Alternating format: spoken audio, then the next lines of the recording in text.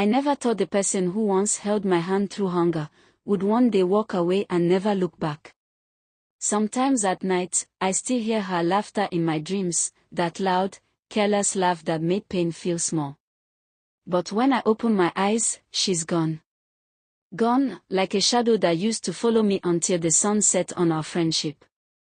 We were born poor, in the same forgotten village where the ground was red, and the air always smelled of smoke and hope. We had nothing, not shoes, not food, not even clear dreams. But we had each other.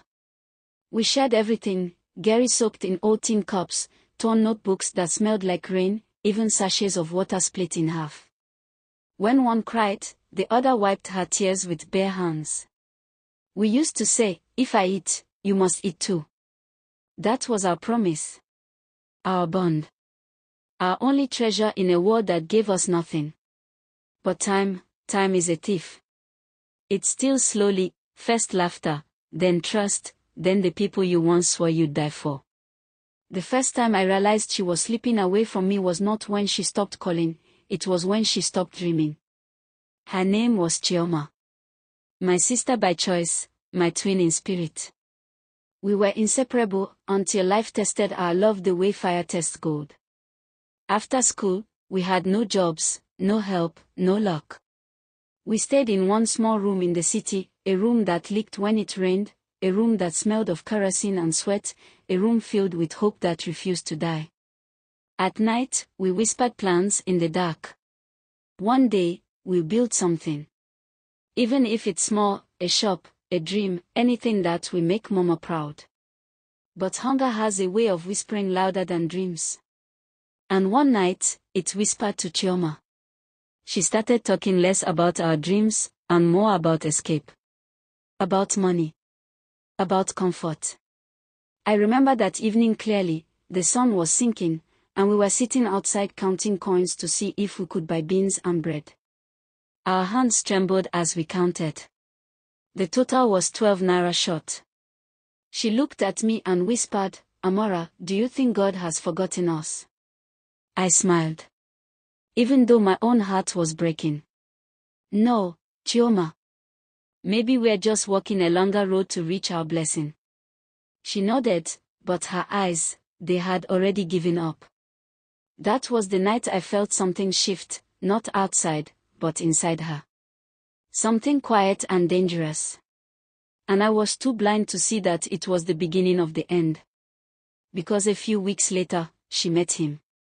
A man with a white car, shiny watch, and a promise wrapped in gold.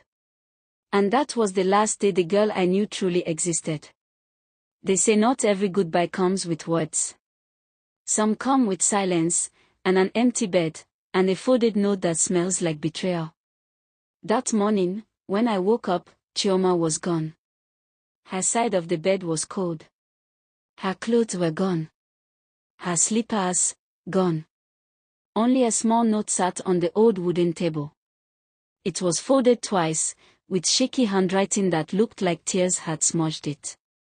I opened it slowly, my heart already screaming what my mind refused to believe. I'm sorry, my sister.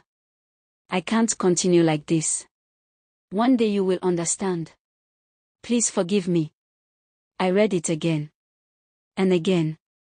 Until the paper tore in my trembling hands. That was the day my world went silent. The city felt empty. The walls of our little room stared back at me like ghosts. I tried to eat, but food tasted like sand. I tried to sleep, but every dream started with her laughter and ended with her walking away. Days turned to weeks. Weeks turned to months. I heard stories. Rumors. They said Chioma was living with a man named Chief Obina, a man old enough to be her father, rich enough to buy silence, powerful enough to change destinies. At first, I didn't believe it. But one afternoon, I saw her. She drove past in a white car, her hair done, her dress shining like money itself. I stood by the roadside holding a plastic bag of groceries, watching as she laughed through the car window. Our eyes met for less than a second. Just 1 second. But in that second, I knew, the girl who once shared sachets of water with me was gone. She didn't wave. She didn't smile. She just looked away, as if I was dust. That night, I cried until my voice broke. It wasn't jealousy. It wasn't anger. It was loss. The kind of loss that doesn't show on your face, but eats you slowly from the inside. Still, I refused to hate her. Instead, I buried myself in my books. I studied day and night, chasing the civil service exam I had failed twice already. People said I was wasting my time. That's in this country, connection is everything. But I told myself, if life had taken my friend, it wouldn't take my hope too. So I studied under candlelight, prayed through hunger, and walked miles to borrow old textbooks. And one bright morning, the letter came. Congratulations, Amora. You have been offered a position. I fell to my knees and cried, not out of pain this time, but joy. I had finally made it. Not through shortcuts. Not through anyone's pity. But through sweat, grace, and stubborn faith. Years passed. The girl who once shared beans and bread became a woman who now paid school fees for others. I started a small foundation to help young women who had no voice, no money, no hope. They called me Madam Amora.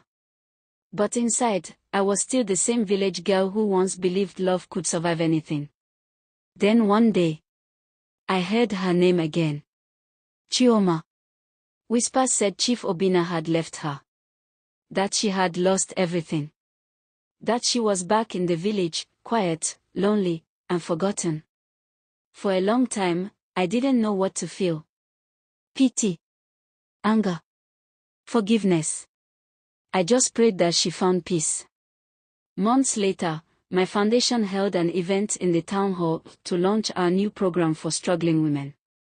It was a big day. There were banners, cameras, laughter, music. As I stood on stage, I spoke from my heart. I told them how life had tested me. How hunger had once been my teacher. And how sometimes, the people we lose are the very ones who taught us strength. The crowd clapped. But deep inside, I felt something, a strange ache, like someone was watching me from afar. When the event ended, as I stepped down from the stage, I saw her.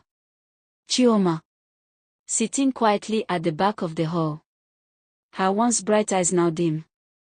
Her dress plain. Her body thin. For a moment, time stopped. The noise of the crowd disappeared. The lights faded. All I saw was my friend, the girl who once shared her last 50 naira with me. She stood slowly, trembling. Amora, she whispered.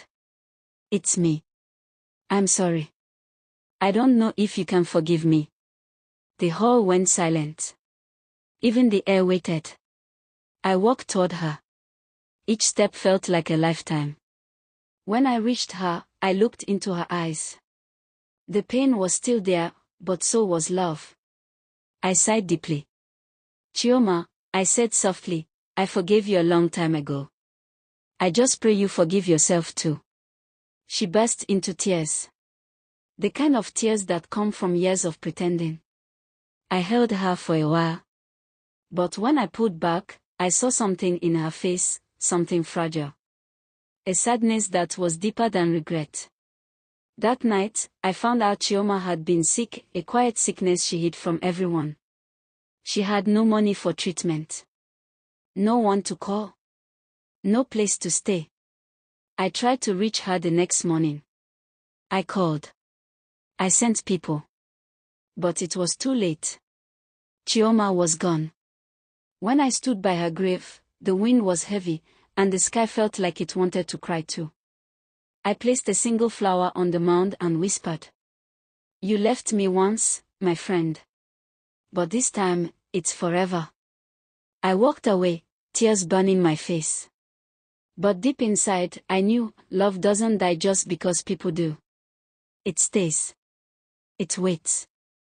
It forgives, even when forgiveness comes too late. If you have someone who truly loves you, hold them close. Don't let pride, money, or pain drive you apart. Because one day, you might look back and realize the greatest loss is not what you didn't have, but the friend you left behind. Not everyone who starts with you will finish with you. Money can build a house, but never rebuild a broken bond. True friendship survives only where loyalty lives. Sometimes, the people you love most are the ones who teach you pain. Forgive even if they never say sorry. You don't lose friends. You only learn who was real. Poverty may test you, but greed destroys you. The road to regret is always paved with betrayal. When you chase gold, you might lose your diamond.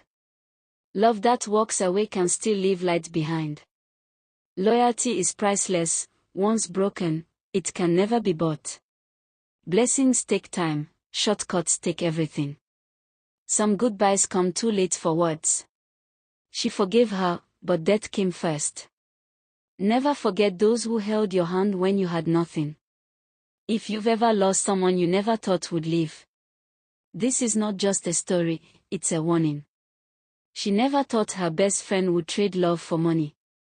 Sometimes, betrayal doesn't come from enemies, it comes from sisters. When loyalty is tested, not everyone passes. They promise to rise together, but one chose the easy road. This story will break your heart, but it might heal your soul. If you've ever been left behind, this one's for you. Would you forgive a friend who betrayed you for money? Have you ever lost someone you thought was family? Which hurts more, being betrayed, or being forgotten? What would you do if your best friend left you at your lowest? Comment loyalty if you believe true friendship still exists. Tag that one friend you'll never give up on. This story made me cry. Did it touch you too? Real friends don't walk away when it gets hard. Hold on to those who stay when life is hardest.